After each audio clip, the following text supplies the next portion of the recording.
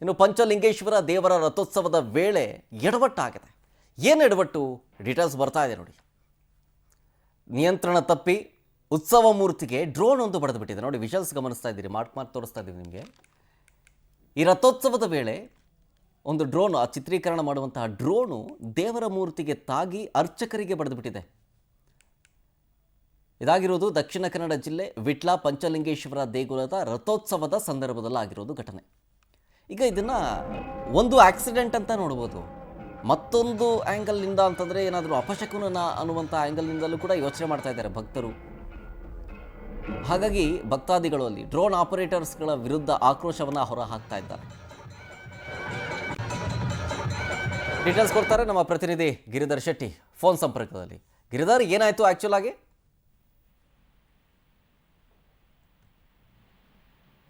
ಶರತ್, ವಿಟ್ಲ ಪೇಟೆಯಲ್ಲಿ ಇರುವಂತಹ ಒಂದು ಹಳೆಯ ಅತ್ಯಂತ ಪುರಾಣ ಪ್ರಸಿದ್ಧ ದೇವಸ್ಥಾನ ವಿಟ್ಲ ಪಂಚಲಿಂಗೇಶ್ವರ ಅನ್ನೋದು.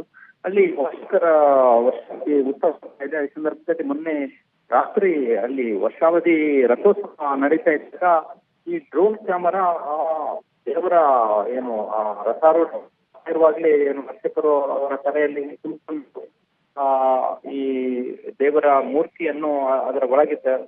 ಅದೇ ಸಂದರ್ಭದಲ್ಲಿ ಈ ಡ್ರೋನ್ ಕ್ಯಾಮರಾ ಅದಕ್ಕೆ ಟಚ್ ಆಗಿದೆ, ಮತ್ತೆ ಇನ್ನೊಬ್ಬ ಅರ್ಚಕರ ತಲೆಗೂ ಕೂಡ ಬಡಿದಿದೆ. ಆನಂತರ ಕ್ಯಾಮರಾ ಕೆಳಗೆ ಬಿದ್ದಿದೆ. ಇದು ಡ್ರೋನ್ ಕ್ಯಾಮರಾವನ್ನು ಯಾರು ನಿರ್ವಹಣೆ ಮಾಡ್ತಾರೆ ಅವರ ಹುಚ್ಚಾಟದಿಂದಾಗಿ ಒಂದು ಕೃತ್ಯ ಆಗಿರುವಂತದ್ದು. ಆದ್ರೆ ಸಾರ್ವಜನಿಕರ ವಲಯದಲ್ಲಿ ಈ ಒಂದು ವಿಡಿಯೋ ಹರಿದಾಡಿದ್ದು ಮತ್ತೆ ವೈರಲ್ ಕೂಡ ಆಗಿದೆ. ಹೀಗಾಗಿ ಸಾರ್ವಜನಿಕರು ಕೂಡ ಭಾರಿ ಆಕ್ರೋಶ ಕೂಡ ವ್ಯಕ್ತಪಡಿಸ್ತಾ ಇದ್ದಾರೆ. ಯಾಕಂದ್ರೆ ದೇವರ ಉತ್ಸವ ಅನ್ನೋದು ಭಾರಿ ಭಕ್ತಿ ಪ್ರೀತಿಯಿಂದ ನಡೆಸುವಂತದ್ದು, ಅತ್ಯಂತ ಶ್ರದ್ಧೆಯಿಂದ ಆಗುವಂತಹ ಕಾರ್ಯಕ್ರಮ.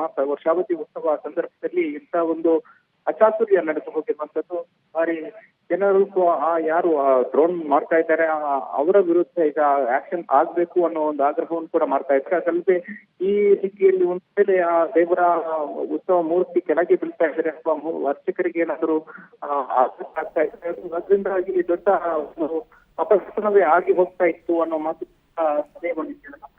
ಯಾಕಂದ್ರೆ ಅದು ಪಂಚಲಿಂಗೇಶ್ವರ ದೇವರ ಉತ್ಸವ ಅನ್ನೋದು ವಿಟ್ಲ ಭಾಗದಲ್ಲಿ, ವಿಟ್ಲ ಸೀಮೆಯಲ್ಲಿ ಭಾರಿ ಪ್ರಸಿದ್ಧಿ ಇರುವಂತಹ ಒಂದು ದೇವಸ್ಥಾನ ಮತ್ತು ಅತ್ಯಂತ ಶ್ರದ್ಧೆಯಿಂದ ಜನರು ಅಲ್ಲಿ ಪಾಲ್ಗೊಳ್ತಾರೆ. ಹೀಗಾಗಿ ಅಲ್ಲಿ ಯಾವುದೇ ಓಕೆ, ಥ್ಯಾಂಕ್ ಯು ಗಿರಿಧರ್ ಡೀಟೇಲ್ಸ್ಗಾಗಿ.